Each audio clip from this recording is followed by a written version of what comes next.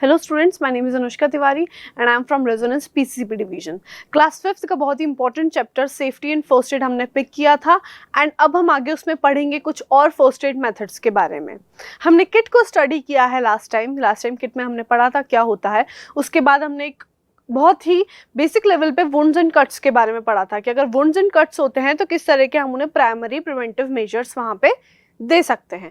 तो आज हम ऐसे ही नेक्स्ट कुछ और पढ़ेंगे कि किस तरीके के फ्रैक्चर्स हो सकते हैं, क्योंकि वुंड्स एंड कट्स में थे जहाँ पे ब्लीडिंग हो रही थी। अब फ्रैक्चर एक ऐसी चीज़ है और भी फ्रेजाइल जिसमें बोन जो है वो कट हो जाएगी और उसको किस तरीके से फर्स्ट एड प्रोवाइड करके और ज़्यादा टेरिबल होने से, ट्रेजिक होने से बचाना है। सो हम इसी में पढ़ेंगे आगे। Let's see what will happen next. Okay, so ये सब हमें पता है। हम ऑलरेडी हर एक स्लाइड में, हर एक पीपीटी में इस चीज़ को ऐड करते हैं और हमें पता है कि क्या क्या बेसिक पॉइंट्स हमें पढ़ने हैं। जो हम पढ़ चुके हैं उसके बारे में हम एक बार फिर देख लेंगे।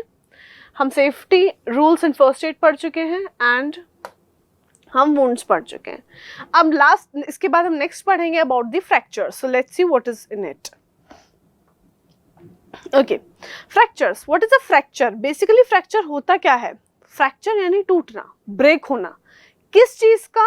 बोन का। एक्सीडेंट में फ्रैक्चर्स होने बहुत ही नॉर्मल चीज़ है। Accident is a real tangential word to fractures only. जैसा जनरली हर किसी में पॉसिबल नहीं है, बट अगर बहुत सीवियर हुआ है तो मतलब हड्डियां तो टूटी है उसमें। सो डेफिनेशन है, a fracture is a crack or break in a bone. Bone fractures usually result from a high force impact or stress. अगर किसी मतलब सडनली ऐसा हुआ कि आप किसी बाइक से जा रहे हैं, आप फिसल गए हैं, तो आप तो स्लिप होके टिल्ट डाउन हो जाएंगे एंड जो बाइक का जो प्रेशर है वो आपके पैर पर आ गया, तो ऑब्वियस सी बात है कि इतना ज़्यादा वेट हमारा पैर नहीं होल्ड कर सकता and it got breaked from that particular place. So ये वही चीज़ है यहाँ पे। आप यहाँ स्ट्रक्चर देख सकते हैं। Do not apply tourniquet, apply pressure, bleeding, splint, broken bones. किस तरीके से बोन्स टूटती हैं, क्या नहीं करें, क्या करें, बट एक तरीके से यहाँ बता रखा है कि बोन ब्रेकेज किस तरह से हो रहा है वहाँ पे। ठीक है, आगे हम और भी पढ़ेंगे इसको।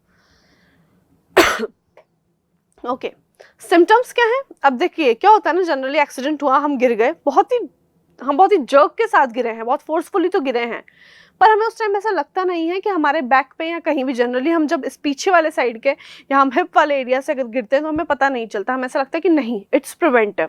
कुछ दर्द हुआ है, कुछ सडन यहाँ पे कट्स एंड वुंड्स हुए हैं, but it will get fine सून।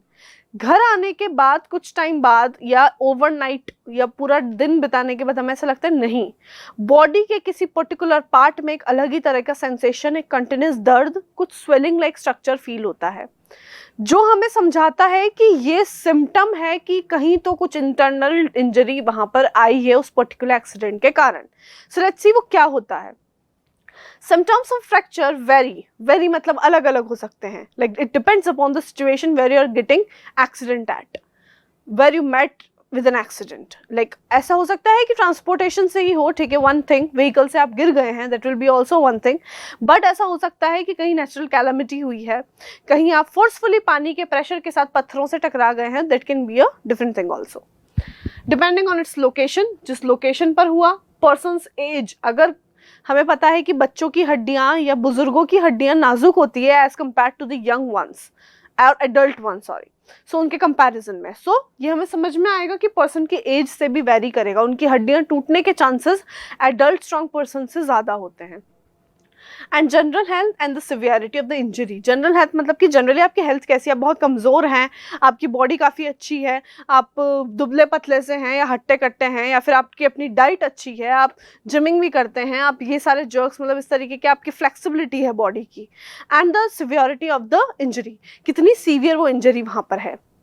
तो however people with a bone fracture will typically experience some of the following points. Like अगर जिन्हें ब्रेक होता है ना, बोन का फ्रैक्चर होता है, तो उन्हें पेन होगा, स्वेलिंग होगी, डिस्कलर स्किन होगी अराउंड द अफेक्टेड एरिया, मतलब कि सडनली वो जगह बहुत पेल सी हो जाएगी, ब्लू कलर्ड वो हो जाएगी जगह, जिसको हम कहते हैं नील पड़ जाना हिंदी में। जनरल टर्म्स में इसलिए यूज करी था कि आप रिलेट कर सकें। तो वो पर्टिकुलर एरिया जो है या तो वो एक्सट्रीम रेडिश लगेगा और ब्लूइश प्रिटेंड होगा आपको।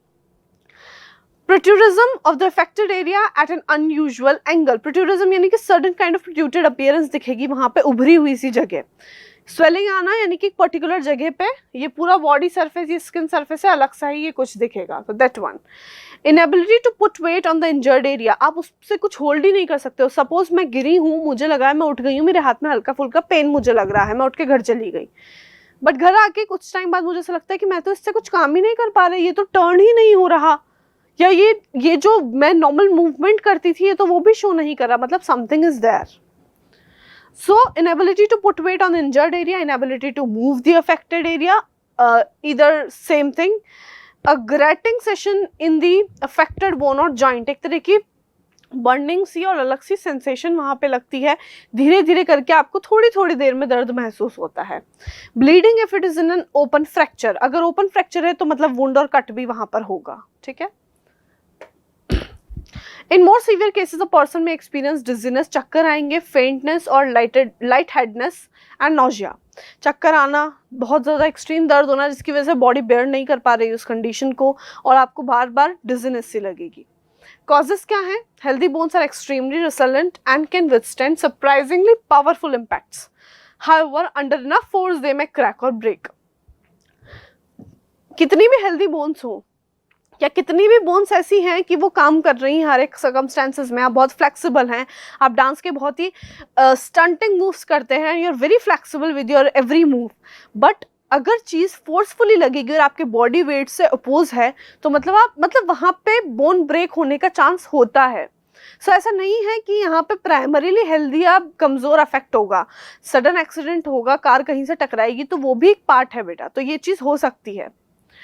Physical trauma, overuse and health condition that weaken the bones, अच्छा रूटीन नहीं है, कोई हेल्थ इश्यू है, प्रॉपर आप बैलेंस्ड डाइट नहीं ले रहे हैं सॉरी, तो ये भी आपका पार्ट होता है जल्दी फ्रैक्चर होने का। Such as osteoporosis are the leading causes of bone fractures. Osteoporosis deficiency की वजह से भी हो सकता है कैल्शियम की, रिकेट्सन ऑस्टियोपोरोसिस, यानी कि हड्डियों में जो कहते हैं ना कैल्शियम की कमी आ जाती है, तो वो इस तरीके से, अब देखो अब कैल्शियम की ऑलरेडी कमी है जो बोन को स्ट्रेंथन करेगा, मसल को स्ट्रेंथन करेगा, एंड वहाँ पे जर्क मिल गया है, एक ओपोनेंट फोर्स लग गया है, तो ऑब्वियस सी बात है कि अफेक्ट होगा, एंड अफेक्ट ऐसा होगा कि वो चीज़ टूट जाएगी, ब्रेक हो जाएगी। Are the leading causes of bone fracture. Other factor can also increase in individual's risk of sustaining fractures. इनके साथ में बहुत अलग ऐसे भी फैक्टर्स हैं जो अफेक्ट होते हैं, जैसे कि मैंने इसके पहले बताया डाइट से related. A person's bones will weaken with age. हमें पता है कि हड्डियां समय के साथ कमजोर हो जाती हैं, which increases the risk of them breaking. As a person ages, the likelihood of their developing a condition that weakens the bone is also greater. जैसे ही एक पर्सन की एज होती है, वीकनिंग हो गई मसल्स की, बोन्स की, एंड उसी के साथ में रिस्क इंक्रीज हो गई है उसके अफेक्ट होने की, फ्रैक्चर होने की। इसीलिए जो अगर कोई ओल्ड एज पर्सन है तो उन्हें बोला जाता है ज़्यादा फिसलन में आप बाथरूम में ना जाएं, या आप बहुत चल रहे हैं तो धीमे से ही चलें।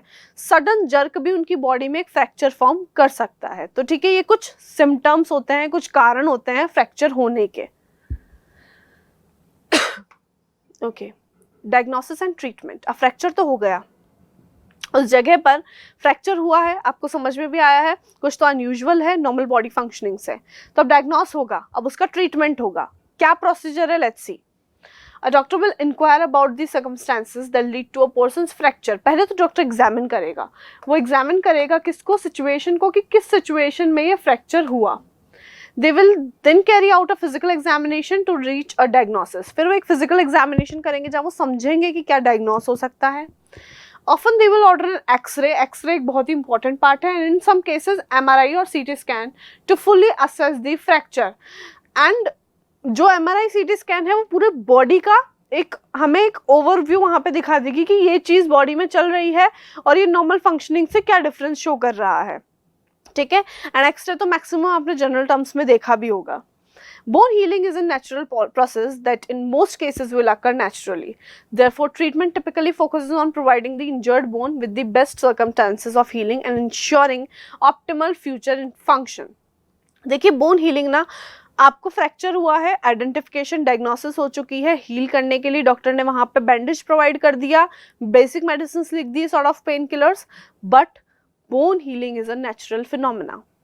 जिस तरीके से बॉडी में सेल्स और टिश्यूज हैं जो कंटिन्यूसली ग्रोथ अपनी शो कर रहे हैं, वैसे ही जो यहाँ पे बोन्स प्रेजेंट हैं वो अपना काम खुद करेंगी। हमारी बॉडी में जो सेल्स है, all cells arises from pre existing cells, मतलब बॉडी के अंदर हमारे सर्टन ऐसी मैजिकल पावर्स आप कह सकते हैं जो अपना खुद का रिस्टोर करने का काम करती है। तो बोन हीलिंग भी एक नेचुरल प्रोसेस है, इसे समय लगेगा, it will be a gradual one, but it will heal by itself, but we need to put a certain direction, to give it a direction to form in that way.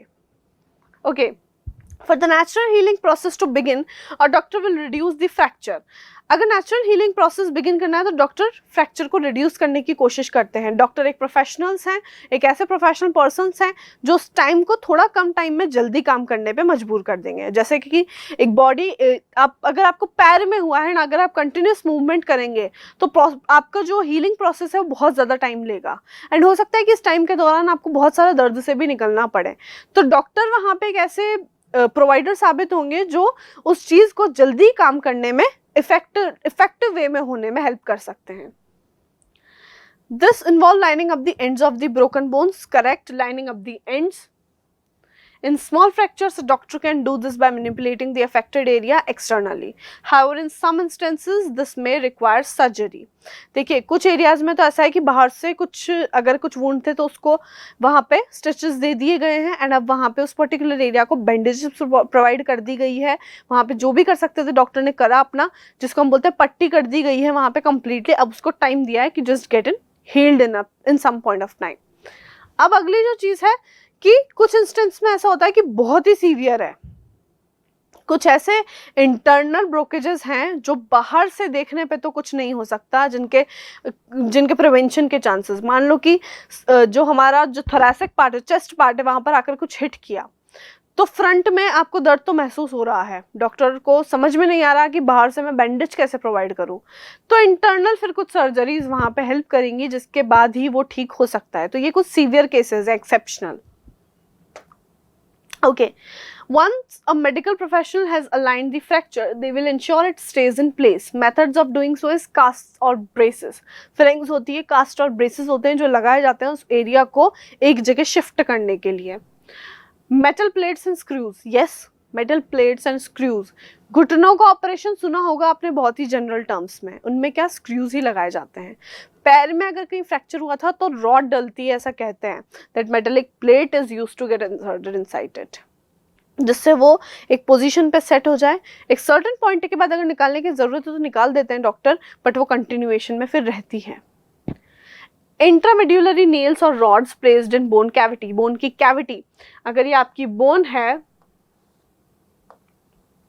Yes, इसे dog वाली जो bone देखी होगी ना आपने सभी ने cartoons में, वैसी ही होती है, पर इंटरनल लेवल पे ये फिल्ड होती है कैविटी। अब इस कैविटी में जब ये ब्रेक हुआ है तो उस ब्रेकेज को सही करने के बाद में कैविटी फिल कर दी जाती है रॉड प्लेस्ड इन इंटरमेड्यूलरी नेल्स से, जिससे क्या है वो अपनी पोजीशन पे रहेगी। अब एक्सटर्नल फिक्सिंग्स जो बाहरी तौर पे जो फ्रैक्चर को प्रोवाइड की जाती है हेल्प। तो फिशर्स, यहाँ पे बीच में जो कट लगा है that one is fissure. Fracture in 2 parts, 2 part में डिवाइड हो गया। Comminuted fracture in several pieces, ऐसे कहते हैं ना हड्डियां चूर चूर कर दी गई है, तो डेथ पर्टिकुलर पीसेस हो गए हैं। Fracture in 3 pieces with offset, अब देखो यहाँ पे क्या हुआ है, अलग अलग ऑफसेट पार्ट में, मतलब डायरेक्शन ही पूरी बोन का बिगड़ गया। एक्सट्रीम सीवियर केसेस हैं ये दोनों फिर भी एक बार क्योर करने में बहुत ज़्यादा दिक्कत नहीं करेंगे, बट ये जो 2 हैं नीचे वाले जहाँ पे सेवरल पीसेस में और पीसेस के साथ ऑफसेट फॉर्म में फॉर्म हो रहे हैं कहीं भी किसी जगह से, तो ये ज़्यादा सीवियरिटी होती है। तो इन केसेस में ऐसा है कि डॉक्टर को कुछ और लेवल पे डायग्नोस करके और सर्जिकल लेवल पे वहाँ जाना पड़े। फ्रैक्चर का एक यहाँ पे दिया हुआ है कैसे डॉक्टर पूरा बैंडेज प्रोवाइड करके, अगर हाथ का फ्रैक्चर है तो उसको कनेक्ट करता है नेक से ताकि वो उसी हैंग्ड पोजीशन में रहे, क्योंकि आपको पता है कि अगर आप कंटिन्यूस अपना हाथ ऐसे रखेंगे तो उस पर ज़्यादा पेन होगा, तो इससे बेटर है कि वो उसको नेक बैंड प्रोवाइड कर दिया जाए जिससे वो उसी जगह फिक्स पोजिशन में बना रहेगा। ठीक है, okay, fractures can take several weeks to several months, कुछ हफ्तों से बहुत महीने लग सकते हैं to heal depending on their severity. Again, the duration is contingent on which bone has become affected and whether there are any complications such as blood supply problem or any infection. अब देखिए, नसें तो पूरे मतलब रग रग में तो खून दौड़ रहा है, अब ऊपर से वहां हड्डी टूटी हुई है, तो मतलब कि वेन्स भी अफेक्ट होंगी, वेन्स की फंक्शनिंग भी अफेक्ट हो रही है। तो डिपेंड करता है कि जो इंजरी है वो कितनी सीवियर है, कितनी ट्रेजिक है, उसी के बेसिस पे हीलिंग का प्रोसेस होता है। इसमें कोई श्योरिटी या एक स्पेसिफिक डेडलाइन नहीं होती। हाँ, एक टेंटेटिव डेट आपको डॉक्टर बता देते हैं कि आपका 15 दिन बाद जो प्लास्टर है ना ये खुल जाएगा। प्लास्टर उसे बोला जाता है कि 15 डेज बाद your fractured part get remove या your fracture that complete bandage get removed. But पता नहीं होता कि उस दिन बाद भी डॉक्टर कुछ आगे बढ़ा दे या नहीं डेट को, बिकॉज वो डिपेंड करता है हीलिंग का प्रोसेस कैसा रहा। तो other factors that can affect bone healing, अब बहुत इंपॉर्टेंट चीज है। फ्रैक्चर हो गया, ठीक है, कमजोर थी हड्डियां, फ्रैक्चर हो गया, टूट गई है बोन, डायग्नोज भी हुआ, अपना फर्स्ट एड भी दिया डॉक्टर ने जो भी प्रोवाइड किया, बट क्यों हील नहीं होता है टाइम पे? If you are smoking, excessive alcohol consumption, a high body mass index यानी कि BMI ज्यादा है, आप कहा जा सकता है कि ओबेसिटी के शिकार हैं।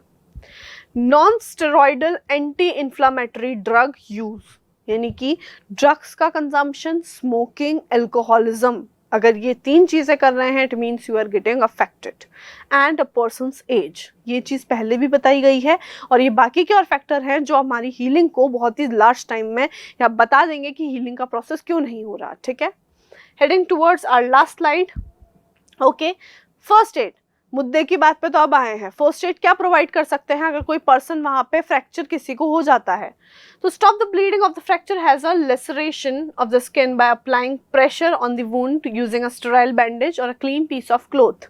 लग रहा है ब्लीडिंग हुई है, पहले उसको क्लीन करने की कोशिश करें, लेसरेशन टाइप सा है, उसको क्लीन करने की कोशिश करें, फिर वहां पे बैंडेज डालें with the proper support. The affected area should not be moved because moving it can lead to severe complication, especially if the fracture is in the neck or spine. गर्दन और स्पाइन यानी backbone वाले part का अगर ये गर्दन का fracture है तो कोशिश करें कि ज्यादा जर्की मूवमेंट्स ना दें, इसी फिक्स पोजीशन में रखें ताकि वो दोबारा हील होने में प्रॉब्लम ना करे। तो ये बहुत ही कॉम्प्लिकेशन ला सकता है। तो इसमें अगर ऐसी चीज देखने को मिलती है तो यहाँ पे तो इंश्योर्ड रखें कि मूव करना ही नहीं है उस पर्टिकुलर जगह को। The affected area should be cooled by placing ice cubes. Ice cubes का यूज कर सकते हैं उस जगह को वार्म रख या उस जगह को फ्रीज करने के लिए कुछ time. With a clean cloth and then placed on the affected area in order to reduce swelling and pain. Swelling and pain अगर सडन लग रहा है तो ice cubes को यूज कर सकते हैं, जिससे क्या होगा, वो जगह थोड़ा सा बेटर फील होगा उस जगह पर आपको। When the patient feels faint or is in breathing short and rapid breaths, the injured person should be placed in a suitable position so that his head is slightly lower than the torso. If possible, his legs can be raised in order to overcome to symptoms of shock. देखो, अब fainted feel कर रहा है, अब breathing छोड़ दी है, क्योंकि गिरे हैं तो गिरने का दर्द, ऊपर से फ्रैक्चर उस पर्टिकुलर एरिया पर दर्द, एंड ऊपर से आप मेंटली बहुत डिसबैलेंस हो जाते हैं। तो बहुत 2-3 चीजें एक साथ हिट कर रही हैं। सबसे पहले तो ठंडी गहरी सांस लें, अगर पॉसिबल है तो कुछ लिक्विड ले लें, बट वैसे ऐसा नहीं दिया जाता है जनरली। कूल डाउन होने की कोशिश करें, ब्रीदिंग रेट अपनी प्रॉपर मेंटेन रखें, और ऐसा ना हो कि उस पार्ट को आप दर्द की वजह से आप जोर से स्पेट कर रहे हैं या कुछ कर रहे हैं वहां पे, जिससे उसकी सिवियरिटी बढ़े ना, ऐसा कुछ ही करें। सो बेसिकली फर्स्ट एड जो प्रोवाइड करने वाले लोग हैं उनके ध्यान रखने की चीज़ है कि आप काम डाउन करें सामने वाले को एट दैट फर्स्ट इंस्टेंस।